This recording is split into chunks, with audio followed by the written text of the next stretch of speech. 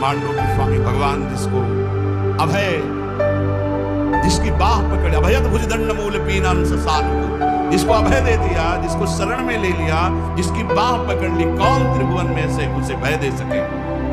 सावरे सरकार जिसकी रक्षा करे, उसका कोई त्रिभुवन में बिगाड़ नहीं सकता। देखिए अम्बरीश जी को दुर्वासा जी ने नष्ट करना चाहा, क्या हुआ? त्रिभुवन में भागे घूमे, कहीं चैन नहीं मिला दुर्वासा जी। प्रहलाद जी को हिरण्यकश्यप ने नष्ट करना चाहा, क्या हुआ? भगवान ने नरसिंह रूप रख के हर वरदान के बीच का रास्ता निकाल के फाड़ के फेंक दिया। न दिन है न रात संध्या, न अस्त्र है न शस्त्र, न खून, न जीवित है न निर्जीव, न ब्रह्मा का बनाया हुआ नर है न पशु, नरसिंह रूप, न घर के भीतर है न बाहर डेहरी पे बैठे, हर वरदान फाड़ के फेंक दिया। और प्रहलाद जी के कहीं खरोच भी कभी पूरे जीवन में नहीं लगी। भगवत ऋषि जी कह रहे ध्रुव जी क्या स्थिति थी, चाटा मार करके गोद में भी बैठने नहीं दिया है, तू इस सिंहासन का अधिकारी, जहां पहले नारायण का भजन कर और शरीर त्याग, मेरे गर्भ से, सुरुचि ने कहा मेरे गर्भ से, तब इस सिंहासन जाके भगवान की आराधना। 5 वर्ष का बालक यही मधुवन में, मथुरापुरी में आकर के तपस्या की। क्या उस समय मच्छर नहीं थे, क्या सांप बिच्छू नहीं थे, क्या सिंह नहीं थे, कोई परवाह नहीं थी, क्योंकि सांवरे सरकार का भरोसा 6 महीने में भगवत साक्षात्कार करके त्रिभुवन में सर्वबंधनी अटल पदवी प्राप्त करके चले गए। कुंती नंदन 5 पांडवों को बाल्यावस्था से लेकर मारने का प्रयास होता रहा, अंततो गत्वा दुर्योधन का सर्वनाश हो गया पूरे परिवार में। महाराज युधिष्ठिर चक्रवर्ती सम्राट पद पर बैठे, सावरे सरकार जिसके पक्ष में, उसका बाल बाका मिले, बाल बाका मिले। बहुत बड़ी बात है भीष्म प्रतिज्ञा।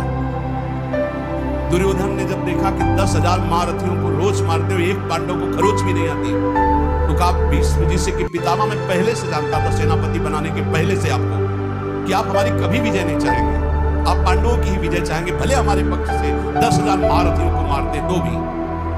उनका ऐसा नहीं मैं कोई पक्षपात नहीं कर रहा हूं, वो श्री कृष्ण द्वारा सुरक्षित है। बोले तो आपकी प्रतिज्ञा को कोई टाल सके ऐसा नहीं, आप हमारे सामने प्रण लीजिए कि पांडवों का वध करेंगे। भीष्म जी ने 5 बाण निकाले और कहा अगर कल जीवित रहा तो 5 पांडवों का वध निश्चित करूंगा। भीष्म प्रतिज्ञा। भीष्म जी अपने वचन के पालन के लिए अपने गुरुदेव परशुराम से युद्ध कर दिए, औरों की तो बात चले दो। अब बड़े आनंद में जय जयकार करता हुआ दुर्योधन निकला भीष्म के शिविर से कि कल पांडव प्रातःकालीन युद्ध क्षेत्र में, भीष्म जी ने प्रतिज्ञा की मारे जाएंगे। उसको पता था भीष्म जी का बल और उनकी प्रतिज्ञा, पर यह नहीं पता था भीष्म जिस बल से बलवान हो महाबल श्री कृष्ण है, और श्री कृष्ण पांडवों के पक्ष में। गुप्तचर लगे रहते थे। तत्काल एक गुप्तचर पांडवों के शिविर में गया जहां भगवान श्री कृष्ण विराजमान थे, पांडव शयन कर रहे थे। भगवान से कहा कि प्रभु भीष्म जी ने प्रतिज्ञा कर ली है, कल प्रातःकालीन 5 बाण निकाले, 5 पांडव मारे जाए। खड़े हो गए, क्योंकि भीष्म महाभागवत और महावीर, परम पवित्र वचन वाले, परम पवित्र आचरण वाले, परम पवित्र चिंतन वाले महात्मा हैं। भगवान खड़े हो गए, टहलने लगे, विचार किया कि क्या किया। द्रौपदी के शिविर, द्रौपदी ने कहा प्रभु बोले हमें भी सूचना, आपको बताने की जरूरत है, जल्दी तैयार, मुझे दासी के वस्त्र, एक बार मैं पांडवों से फिर मिलकर आता हूं। वहां गए, पांडव जगह बैठे। तो कहा कि तुम्हें पता चला? बोले हाँ पता चला। शांति से कैसे बैठे? बोले आप अशांत हो इसलिए अशांत। आप अशांत, जिसकी आप रक्षा करने के लिए अशांत हो चुके हो, चंचल हो चुके हो, अब मुझे क्या परवाह है? बोले तुम तो बातें बनाते हो। भगवान ने दासी वस्त्र धारण किया, द्रौपदी के दासी के वस्त्र धारण, नटवर नागर है, लीला बिहारी। और द्रौपदी से कहा आगे आगे चलो, मैं पीछे पीछे चल रही हूँ तुम्हारा। पूरी घाघरा और सुबह से है जो शिविर के प्रथम द्वार पर गए, उनका पादुका उतारो जो दासी का कर्तव्य है, और अपने पीतांबर में अंदर पादुका ली, दरवाजे पे खड़े, जाओ इतना घूंघट रखना, इस समय मैं देख रहा हूँ मेरे ध्यान में है, जाके प्रणाम करना, फिर जो होगा आगे का खेल हम संभाल लेंगे। वो गए, पितामह के चरणों में प्रणाम किया, घूंघट सोचा भी दुर्योधन गया प्रण करवा के, उसी की बधू आई होगी, उनका सौभाग्यवती भाव। द्रौपदी जी ने घूंघट हटाया और कहा ये सत्य माने जो अभी आपने कहा सौभाग्यवती हो, या थोड़ी देर पहले आपने 5 बाण निकाले हमारे पतियों की वध करने के लिए, हत्या करने के लिए, वो मांगे। भीष्म जी का माला छूट गया, संध्या के समय भजन कर रहे। बोले ऐसा तो फंसाने वाला केवल वही है, दूसरा तो फंसा ही नहीं सकता। अभी अभी थोड़ी देर में ही इतना बड़ा फंसाव कर देना, कहाँ है वो? कुछ नहीं बोली द्रौपदी, खड़े हुए भीष्म। दृष्टि डाली तो दरवाजे पे दासी वेश में जगत गुरु सांवरे सरकार खड़े। नजदीक गए, पकड़ा, ऐसे बोले, ऐसे तुम हमारे प्रण को तोड़ना चाहते थे? देखा जूतियां द्रौपदी की गिर गई। भीष्म जी की आंखों आंसू आ गए। कहा शिववीरन जी जिसके चरण रखने की चौकी को नमस्कार करते हैं, वो अपने भक्त की पादुका लिए खड़े। प्रभु जब आप इनके सुहाग की रक्षा का, तो काल की भी ताकत नहीं। द्रौपदी से कहा बेटी वास्तविक सौभाग्य इसके रक्षक श्री कृष्ण। फिर भाव बदला और कहा हे कृष्ण, यदि आपने मेरा प्रण तोड़ा तो कल युद्ध में आपका प्रण न तोड़ दूं तो गंगा पुत्र शांतनंदन भीष्म नहीं दूं। भगवान बोले कि अपने भक्त के लिए एक प्रण की क्या बात, सैकड़ों बार झूठा कहा तो भी मुझे कोई फर्क नहीं। सच्चिदानंद भगवान कह रहे अपने भक्त के लिए मुझे 100 बार यदि झूठा कहलाना है तो मैं 100 बार झूठा कहला, एक प्रण तोड़ने की बात क्या है? जाको राखो सांवरो ताहि न नाखे कोई, जिसकी रक्षा सांवरे सरकार करते उसका कौन बाल बाका कर सकता है? बोले कुंती नंदन जोए विभीषण गजपति ऐसी अमोघ शक्ति रावण ने विभीषण को चलाई थी। भ्रातृद्रोही, हमारी पूरी लंका का नाश करने वाला राजद्रोही, मैं तुझे मृत्यु दंड देता हूं, अब काल भी नहीं बचा सकता। और मंत्र का शक्ति संचार करके जे ही भाले का प्रहार किया, तुरंत विभीषण पाछे मेला, सन्मुख राम सहयो सोई सेला। भगवान ने उसको अपनी ताकत से नष्ट नहीं किया, तुरंत विभीषण पाछे मेला, सन्मुख राम सहयो सोई सेला। उस महान शक्ति संपन्न सेला बर्छी को भगवान ने अपनी सीधे छाती पे सही विभीषण को पीछे कर लिया और वो शक्ति अंतर ध्यान हो गई। भगवान की कहीं सच्चिदानंद अंग में पीड़ा थोड़ी पहुंचा सकती है। पहले कुंती नंदन जो विभीषण गजपति जैसे थक गया गजेंद्र जब देखा कि अब की झटके में ग्राह ले ही जाएगा, पुकारा हरि। भगवान गरुड़ जी को छोड़कर नंगे पैर दौड़े और सुदर्शन चक्र जी से ग्राह को परम पद और गजेंद्र को बाहर किया। जाको राखो सांवरो ताहि न नाखे, विश्वास रखना चाहिए हम भगवान की शरणागत हैं, हमारा कोई बाल बांका नहीं कर सकता। और जाको आदर हरि करे तासु अनादर कौन, जवासु अनादर हरि करे ताको आदर कौन। भगवत ऋषि जी कह रहे हैं जिसका आदर भगवान श्याम सुंदर करे उसका आदर कौन नहीं करेगा? त्रिभुवन सबको करना होगा। और जिसका अनादर प्रभु कर दे भी उसका कोई आदर कर सके ऐसा नहीं। भगवान किसी का अनादर नहीं करता, पर जो भगवान की आज्ञा का उल्लंघन करता है, धर्म विरुद्ध आचरण करता है, पापाचरण करता है, फिर भगवान उसका अनादर करता है। जाको आदर हरि करे तासु अनादर कौन। जब सुपच वाल्मीकि की पूजा कराई तो राजसूय यज्ञ में बड़े बड़े महात्मा ब्रह्म ऋषि भगवान शंकर सब आए हुए थे। सब आश्चर्यचकित हो गए कि यज्ञ की पूर्णता ऐसे अकिंचन, ऐसे दैन्य महापुरुष के द्वारा पूर्ण कराई भगवान ने। राजसूय यज्ञ में जय जयकार मच गई, सबसे बड़ी पूजा हुई सुपच वाल्मीकि। जाको आदर हरि करे तासु अनादर कौन, और जासु अनादर हरि करे ताको आदर कौन। जिसको हरि अनादर कर दे, तू मेरी आज्ञा का उल्लंघन करके मनमानी पापाचरण कर रहा है, तो कह रहे फिर वो कभी आदर का पात्र नहीं बन सकता जिसका भगवान अनादर। तभी लोग कहते भगवान से डरो, लेकिन आज इतना ज्ञान छाया हुआ है और सर्वनाश का खेल हो रहा है, सर्वनाश का खेल हो रहा है। कैसे कैसे दृश्य उपस्थित हैं आप लोग को संसार में, सीख लो ना इस संसार से। ये शिक्षा देता है, ये संसार शिक्षा देता है। नवीन नवीन पशुओं के शरीर खा रहे तो उनके बच्चे वो गाड़ी से उतर करके जल लाने के लिए गए, शीशा लाख हो गया, पता नहीं कैसे आग लगी, चिल्लाता रहा पूरा परिवार गाड़ी में, वो बाहर ऐसे तड़प रहा है पानी में, पूरा परिवार आओ दिखा रहे थे। ये बहुत सावधान, ये हम ऐसे नहीं चिल्लाते मांस मत खाओ, शराब मत पियो, बड़ाई माता बहनों की तरफ पाप दृष्टि मत करो, किसी का धन अपहरण मत करो, ऐसे नहीं कह रहे, बहुत शास्त्र सम्मत बात कह रहे हैं, बहुत मंगल की बात कह रहे हैं। मान लो अभी जबान को रोक लो, अभी गंदी बातें रोक लो, भगवान के नाम में बड़ी सामर्थ्य है, आपको बल मिलेगी। ताको आदर कौन इंद्र अद्यापि जो देखो, गोवर्धन गिरिराज भयो सब पूज्य विषेको। देखो भगवान ने इंद्र को ऐसे करके गिरिराज जी का, आज तक गिरिराज जी की जय जयकार हो रही। क्या बिगाड़ लिया इंद्र ने ब्रजवासियों का? भगवत रसिक अनन्य पान गही लीनो ताको। बस ये कुछ ऐसे शब्द हैं जो हृदय में एकदम, भगवत रसिक अनन्य पान गही लीनो ताको। भगवान ने जिसका हाथ पकड़ लिया, सुरजन सब अनुकूल करे दुर्जन कहा जाकर। समस्त दैवी शक्तियां उसके अनुकूल हो जाती है। ये दुर्जन लोग, दुष्ट लोग कुछ उसका बिगाड़ नहीं सकते, जिसको भगवान सांवले सरकार अपने पक्ष में करते हैं। इसलिए उपासक को धाम की कृपा से, रसिकों के संग से जो आराध्य देव की प्रियता प्राप्त होती है, निर्भय हो जाए। किम करोम्यहम मुन्मत्तो यत् किंचित प्रणपाम्यल ज्ञान भक्ति विरक्त्यादि व्यर्थम वृंदावन। क्या करूं, ये लोग पागल हो रहे, समझ ही नहीं पा रहे। कैसे बस रुपया से भोग सामग्री, कैसे रुपया, कैसे भोग भोगूं? बहुत सावधान, बहुत सावधान। पागल होने के लिए नहीं आ पाए आप, विवेकवान बनने के लिए। जिसको देखो ऐसे पागलपन से प्रलाप करता है, बहुत सावधान। श्रीपाद कह रहे प्रलाप्यम, प्रलाप पागलों जैसा, स्पष्ट पागलों जैसा प्रलाप। सब भगवान की शक्ति से संपन्न है, कोई संशय नहीं। पर आज तक कोई महापुरुष ऐसे भगवान की शक्तियों को, भगवान की शक्ति लोक का पालन करने के लिए विराजमान। लोग जब अधर्माचरण करता है तो वही शक्तियां उनको नष्ट करने वाली बन जाती है, और जब धर्माचरण करता है उन्हीं का पालन करने वाली बन जाती है। वशिष्ठ जी त्रिकाल के महापुरुष, वशिष्ठ जी नई सृष्टि रचने वाले सामर्थ्यशाली महात्मा है। वशिष्ठ जी भगवान राम को ब्रह्म उपदेश करने की सामर्थ्य रखने वाले महात्मा है। योग वासिष्ठ पढ़ के देखना।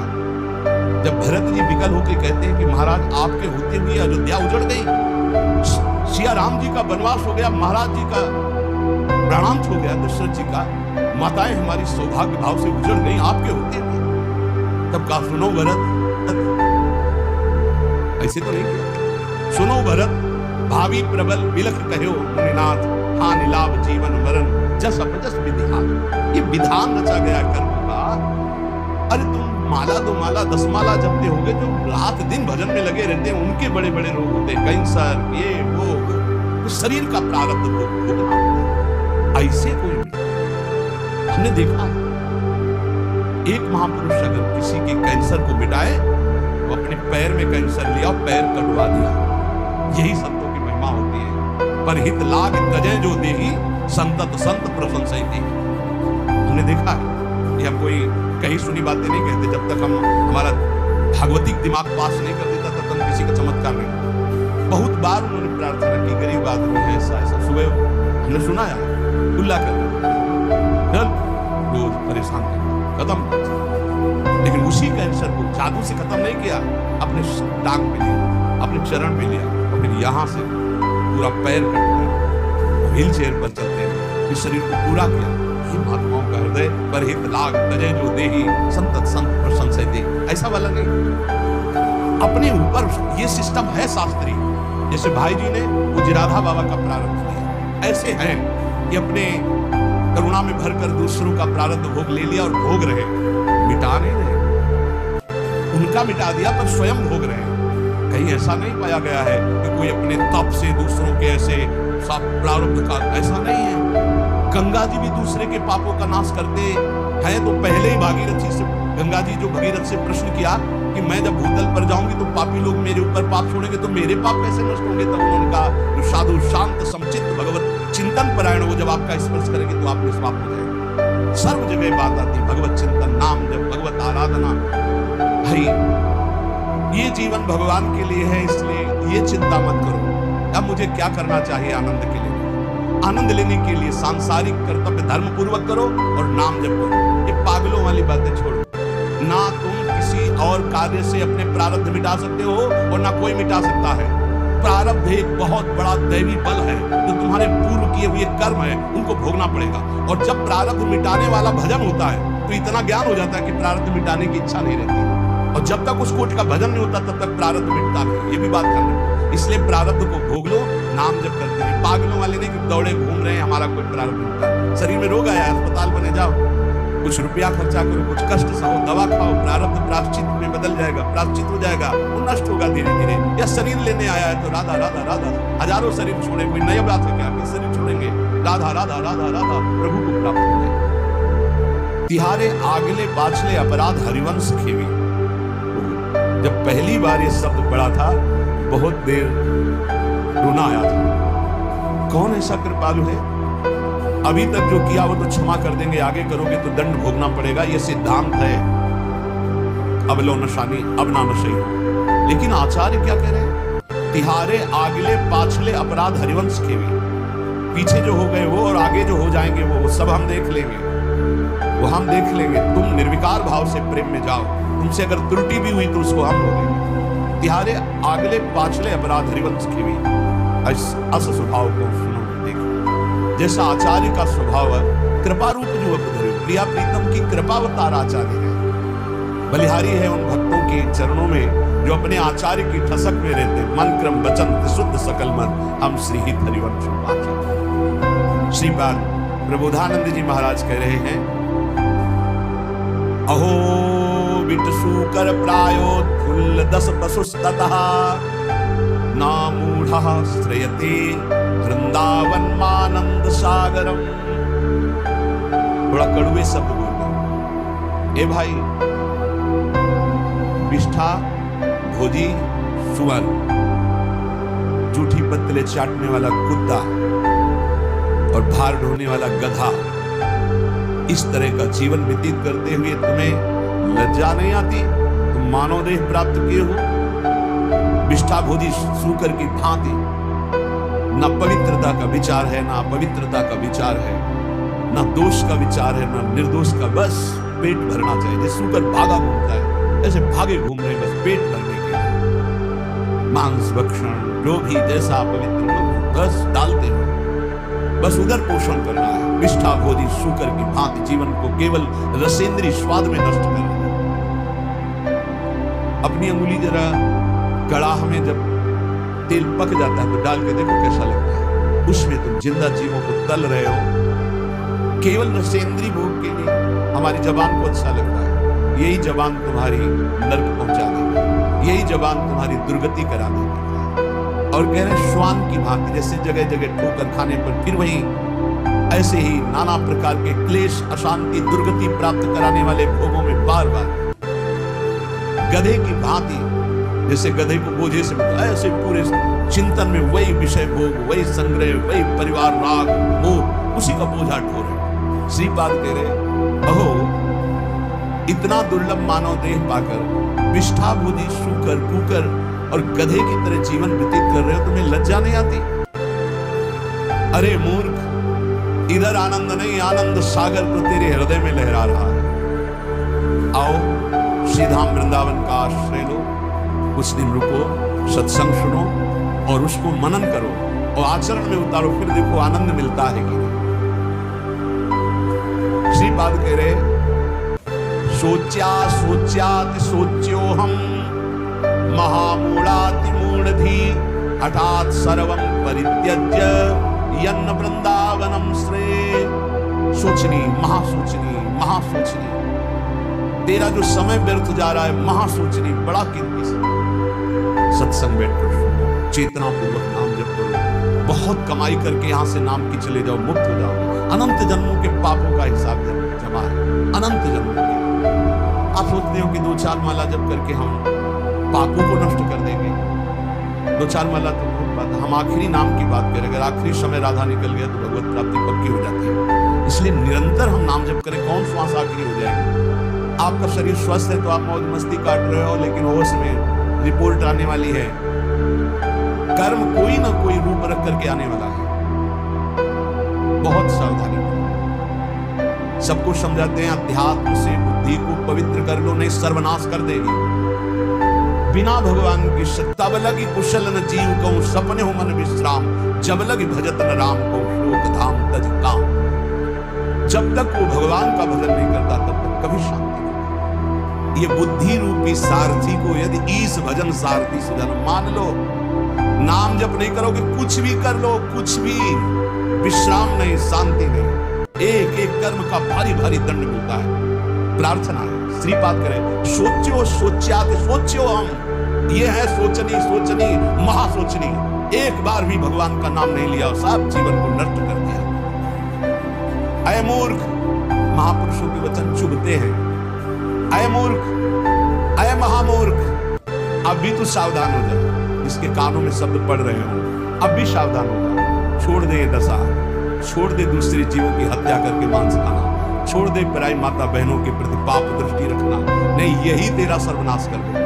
बार बार प्रार्थना करते बोले मदिरा पीने में किसी की हिंसा तो होती नहीं, हत्या, अरे बुद्धि भ्रष्ट होती है। क्या क्या अपराध कर सकता है मदिरा पीने वाला, उसको होश नहीं रहता। जो बुद्धि भ्रष्ट हो गई तो वही तो सब हो रहा है।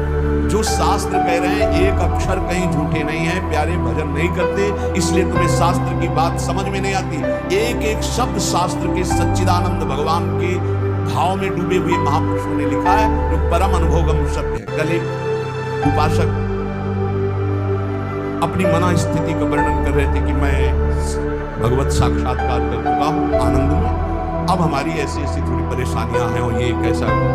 तब फिर उनसे कहा कि भाई फिर धोखे में मत रहो। एक बार भगवदानंद की अनुभूति होने के बाद नहीं स्वात्मारामम विषय मृग तृष्णाम भ्रमयति, आत्माराम पुरुष भगवदानंद को प्राप्त पुरुष भगवत साक्षात्कार पुरुष के ऊपर कभी किसी भी द्वंद्व का प्रभाव नहीं होता।